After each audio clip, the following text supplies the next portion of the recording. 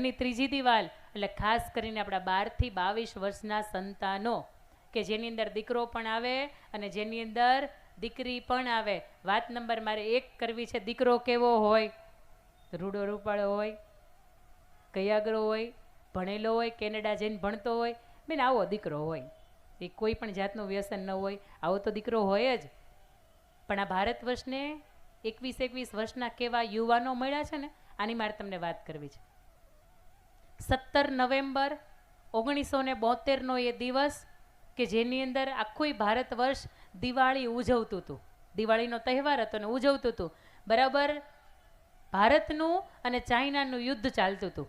અરુણાચલ પ્રદેશની અંદર એ ડુંગરો હતો અને એની ઉપર આપણી ટુકડી હતી, તૈનાત હતી. સામેથી ચીનવાળા યુદ્ધ ઉપર અત્યારે જેમ ઈરાનનું ઈરાકનું આ બધાનું હાલે છે એવી રીતે એ બોમ્બગોળા આપણી ઉપર ફેંકીએ, આપણે બોમ્બગોળા એની ઉપર ફેંકીએ. 15-17 વ્યક્તિઓની ટીમ કે જે અરુણાચલ પ્રદેશની અંદર એ ડુંગરો ચડતી હોય, નીચેથી સૂચના આપવામાં આવે આપણે સૈનિકના વડાઓએ કે પાછા વળી જાઓ, આપણી ટુકડી નાની છે, સામે એ લોકો હજારોની સંખ્યાની અંદર સૈનિકો છે અને તમે એમ કરો પાછા વળી જાઓ, આપણી પાસે સૈનિકોય નથી અને આપણી પાસે યુદ્ધ ગોળાય તે બોમ્બ ગોળાય નથી, તમે પાછા વળી જવામાં મજા છે. 3 યુવાનો નક્કી કરે કે ખાખી ધૈરી છે ને તો એકમાત્ર કારણ કે દેશ માટે જીવવાનું છે ને દેશ માટે મરવાનું છે. હૃદયની અંદર તિરંગો રાખ્યો છે ને એનું એક જ કારણ છે કે મરવું તો દેશ માટે, બાકી કોઈના માટે નહીં. અને અત્યારના 21 વર્ષના યુવાનને પૂછો ને અને એ બેઠો બેઠો ગલ્લે માવા ચોળતો ચોળતો એવું કહેતો હોય કે ઓલીએ અત્યાર સુધી મારી યારે દગો કર્યો અને હવે એવું કહે છે લગ્ન નથી કરવું, મારે મરી જવું છે. ભાઈ મરવા જેવું ઘણુંય છે, એના માટે મરાય નહીં. મા બાપ તમારા માટે જીવતા હોય, 21 વર્ષના તમને યુવાન કર્યા હોય એના માટે તમે મરી જાઓ એટલા માટે. રિઝલ્ટ નબળું આવ્યું તો કે મારે મરી જવું. અરે મરવા સિવાય દુનિયામાં જીવવા જેવું ઘણું બધું છે. જીવો ને, એક વખત જીવો તો ખબર પડે કે મરી મરીને કેમ જીવાય. મરવું તો હેલું છે, જીવવું અઘરું છે. 3 યુવાનો કે જેનું એકનું નામ ગોપાલ ગોસાઈ, ત્રિલોક નેગી અને જશવંતસિંહ રાવત. આ 3 યુવાનો નક્કી કરે કે આપણે મરવું તો એ દેશના માટે ને જીવવું તો એ દેશના માટે. ભલે આપણા સૈનિકોએ વડાએ બધાને આપણને સૂચના આપી કે બધાને નીચે આવી જાઓ, પણ આપણે જવું નથી. આપણે ભલે શહીદ થઈ જાય પણ આપણે હવે પાછી હટ કરવી નથી. આપણે આપણા તરફથી જેટલો પણ દારૂ ગોળો આપણને આપવામાં આવ્યો છે ને ફેંકો અને સામે ચાઇનાવાળાને જે છે ને એના જેટલા મરાય એટલા મારી નાખો. 3 પૈકી ગોપાલ ગોસાઈ અને ત્રિલોક નેગી, હજી તો શરૂઆતનો સમય હોય ને ત્યારે આ 2 વ્યક્તિ શહીદ થઈ જાય. 21 વર્ષનો તરવરિયો યુવાન જશવંતસિંહ રાવત એકલો બચે. એની પાસે 2 ઓપ્શન હતા, નીચે આવી જાઓ ભાઈ, આખી જિંદગી મોતથી જીવો, રિટાયર્ડ થાય પછી પરિવારની હારે જીવો, અને બીજી બાજુ એકલો છીએ, સામે હજારો સૈનિકો છે ચાઇનાના અને એની સામે લડવાનું છે. કંઈ વાંધો નહીં, પહેલો માર્ગ છે ને એ અપનાવે છે. એકલો શું થઈ ગયું. અને આ બાજુથી પોપ બોમ્બ બ્લાસ્ટ હોય ને એના અહીંથી દારૂગોળા ભાઈ નાખે જોર જોરથી, તો થોડીક વાર ઓલી બાજુ જાય, ત્યાં એકાદો બોમ્બ ગોળો ફોડી આવે એટલે એના બધા સૈનિકો હોય ને એને કેન્દ્ર બિંદુ ત્યાં આપે, ત્યાંથી આ બાજુ આવે એટલે આ બાજુ દારૂગોળા ફોડી આવે. આવી રીતે સતત 1 નહીં 2 નહીં સતત 3 દિવસ એટલે 72 કલાક સુધી એક ધારો બોમ્બ બ્લાસ્ટ અહીંયાથી થાય આપણા તરફથી. આપણી ટીમે ગોતે કે આમાંથી કોણ એવું છે કે સતત એની સામે યુદ્ધ જીકે છે. આ યુદ્ધ ચાલતું હોય ને એટલે એમાંથી પહાડી વિસ્તારની અંદર શેલા અને નૂરા નામની 2 દીકરીઓ હોય, એ એને હેલ્પફુલ થાય, એને સપોર્ટ કરે, એને જમવાનું આપે, એને દારૂગોળો પહોંચાડે, એના પિતાશ્રી હોય એને મદદરૂપ કરે. અને એમાંથી ચાઇનાના એક સૈનિકે એના પિતાશ્રીને પકડી લીધા અને પૂછ્યું કે તમારા તરફથી કેટલા સૈનિકો લડે છે, ખાલી આટલું કહો. મને ખબર છે કે તમારા તરફથી સૈનિકો તમારી પાસે ઓછા છે, આ પ્રદેશની અંદર ઓછા છે, તેમ છતાંય સતત 72 કલાકથી એક ધારો તમે બોમ્બ બ્લાસ્ટ કરો છો, અમારી ઉપર દારૂગોળા ફેંકો છો. અમારે એ જાણવું છે કે તમે કેટલા વ્યક્તિઓ લડો છો. અને પહેલાંને એમ કે જો આનું નામ નહીં આપું કે એક વ્યક્તિની સંખ્યા નહીં આપું તો મને મારી નાખશે. એટલે બચવા માટે એટલું કીધું કે 3 દિવસથી 72 કલાકથી એકમાત્ર અમારો 21 વર્ષનો તરવરિયો યુવાન છે કે જે તમારી સાથે જશવંતસિંહ રાવત નામનો વ્યક્તિ છે, તમારી સાથે યુદ્ધ કરે છે. પેલા માણસને સૈનિકોને ખબર પડી ગઈ ચાઇનાના કે હવે એકને મારવો ને એ અઘરો નથી. અમને એમ હતું કેવડી બધી ટુકડી છે, ઘડીક આ બાજુ દારૂગોળા ફેંકે, ઘડીક આ બાજુ ફેંકે, પણ હવે ખબર પડી તો એકલો છે ને ચારે બાજુથી સાહેબ એને ઘેરો. જશવંતસિંહ રાવત 21 વર્ષનો યુવાન કે જેના હૃદયની અંદર દેશભક્તિ જેને ઘેરવામાં આવે. તમે સમજો, પાઘડીની લાજ માત્ર પરિવારની સમાજની નથી, આ દેશની લાજ માટે આ કામ કરી રહ્યો છે આ માણસ. અને એને જ્યારે પકડવામાં આવ્યો સાહેબ, એને પકડી લીધો, એનું માથું ને ધડ 2 અલગ અલગ કરી દીધું. એનું ધડ હતું એ ત્યાં રહેવા દીધું, એનું માથું છે ને એ લોકો ચાઇનામાં લઈ ગયા. આ વાતની અંદર તમને ભરોસો ન હોય ને તો જશવંતસિંહ રાવત સ્ટોરી તમે સર્ચ કરજો, તમને દેખાશે કે બેન બોલ્યા એમાંથી કેટલી વાત સાચી હતી. એને ચાઇનામાં લઈ ગયા, એનું જેવું માથું હતું ને એવું પંચ ધાતુનું માથું બનાવ્યું, એને ઢાંક્યું, એની હાથે એક સન્માન પત્ર મૂક્યો અને એની અંદર લખ્યું હતું કે સતત 72 કલાકથી એકમાત્ર તમારો યુવાન 21 વર્ષનો યુવાન અમારા 300થી વધારે સૈનિકોને મારી નાખ્યા છે, એના બદલામાં તમારા આ યુવાનને તમારા જગ્યા ઉપર રાખજો, એનું મંદિર બનાવજો, એની પૂજા કરજો અને આ મસ્તક જે અમે મોકલાવીએ છીએ ને એને સાહેબ તમે ત્યાં સ્થાપના કરજો. એનું મસ્તકની સાથે એની ટુકડી છે એ આપણે અહીંની જે એજન્સીવાળા હોય એને આપે. જે જગ્યા ઉપર અરુણાચલ પ્રદેશની અંદર આજે પણ જશવંત ગઢ છે, એ જગ્યા ઉપર એ 21 વર્ષના તરવરિયા યુવાનનું માથું ત્યાં મૂકવામાં આવે. આજે એનું પણ ત્યાં મંદિર છે. તમે જશવંતગઢ અરુણાચલ પ્રદેશ જવાનું થાય તો જોજો, અથવા તો યુટ્યુબ તો છે જ તમારી પાસે. આજે પણ એવું કહેવાય છે એ 21 વર્ષનો યુવાન મૃત્યુ પામ્યો છે પણ એની આત્મા આજે જીવે છે. આજે પણ એના તમે ડ્રેસઅપ, એનો જે ડ્રેસ હોય ને આર્મીનો ડ્રેસ, એને ત્યાં ટીંગાડવામાં આવે સાહેબ, કોઈ જોઈ નથી શકતું. સાંજ થાય ને તો એના ડ્રેસઅપમાંથી પરસેવાની સુગંધ આવતી હોય. આજે પણ એના ચપ્પલને ત્યાં મૂકવામાં આવે ને જે આર્મીના શૂઝને સાંજ પડે ને એટલે એના ધૂળવાળા છે ને એના શૂઝ થઈ જતા હોય. અને આજે પણ ગવર્મેન્ટ જશવંતસિંહ રાવતના ખાતાની અંદર એનો પગાર છે ને એ ચૂકવે છે સાહેબ. 21 વર્ષનો યુવાન તમને મને શીખવીને જાય યુવાની કેવી રીતે જીવીને જવાય. યુવાની માત્ર પાનના ગલે કે છોકરીઓને તુકારો કરવામાં, છોકરીઓની છેડતી કરવામાં ન વીતી જાય સાહેબ. યુવાની તો થનગનતી યુવાની હોય અને ઈશ્વરે આપણને મનુષ્ય દેહ આપ્યો છે અને આવી સરસ મજાની જિંદગી આપી છે. તો યુવાન તરીકે આપણે આવો એવું કરીને જઈએ કે આખું વિશ્વ એની નોંધ લે. અને એ જશવંતસિંહ રાવતે કદાચ બીજો રસ્તો અપનાવ્યો હોય, નીચે ઉતરી ગયો હોત ને તો આજે એની વાતો આ મંચ ઉપરથી ન થતી હોત.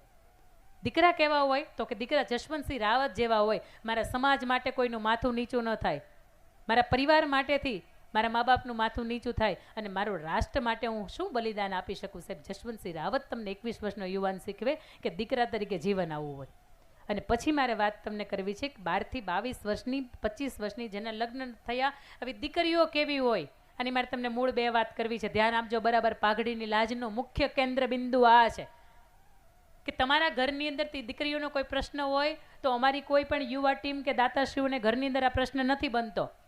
એના સંતાનો ખૂબ કયાગરા છે, ખૂબ ડાયા છે, તેમ છતાંય તે મારા સમાજને ભેગો કરવો છે અને આ મંચના માધ્યમથી મારા દીકરીઓના પ્રશ્નને અહીંયાથી મૂકવા છે. તો ચોક્કસ આવો. મારા ઘરની અંદર એ પ્રશ્ન નથી પણ મારા સમાજ માટે તો છે ને. અને ત્યારે આ યુવાનોએ તમારા સમાજ માટે આટલા વર્ષો પછી કાર્યક્રમ કર્યો ને તો આપણે એને સાંભળવો, સમજવો અને આપણા ઘરની અંદર એ જો ઘટના બની ગઈ હોય તો પરિવારને સાથે લઈને કે સમાજને સાથે લઈને એ પરિવારનો પ્રશ્ન સુલટાવવાની આપણી જવાબદારીમાં આવે છે.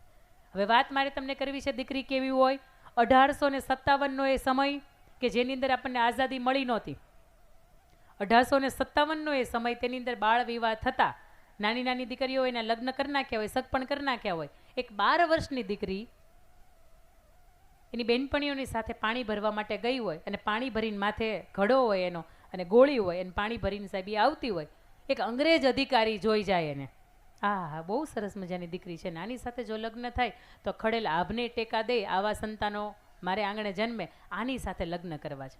એટલે એ ઘોડે સવારી એની 4-5 જણાની ટુકડી લઈને એ દીકરીની પાસે આવે અને દીકરીની પાસે આવીને એનું આમ કરી આમ બાવડું પકડે અને એને એવું કહે કે મારે તારી સાથે લગ્ન કરવા છે કારણ કે તું ખૂબ સુંદર છો ને મને તું ખૂબ ગમે છે.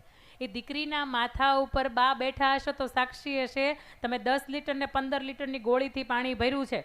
આજથી 1857નો સમય, એટલે એ કદાચ દીકરી જીવતી હોય તો એ બા થઈને કે એની બીજી કે ત્રીજી પેઢી અત્યારે જીવતી હોય. 15 લીટરની ગોળી માથા ઉપરથી આમ કરી આમ ઉચકાવી અને ફરતી ઓલા અંગ્રેજ અધિકારીને માથે ફેંકીને તો સાહેબ એનો માથાની અંદર લોહી જાણ થઈ ગયો અને બેભાન થઈ ગયો અને એની ટુકડી હતી ને એને લઈને વહી ગઈ. આ બાજુ ઘર બાજુ આવે છે, દીકરી રડે છે ને બાપુને એવું કહે છે બાપુ હવે જીવાય નહીં. ને બાપુ પૂછે બેટા 12 વર્ષની અંદર તમે એક પણ કામ એવા નથી કર્યા કે તમે જીવો નહીં, આવું તમે બોલો, શું થયું આજે?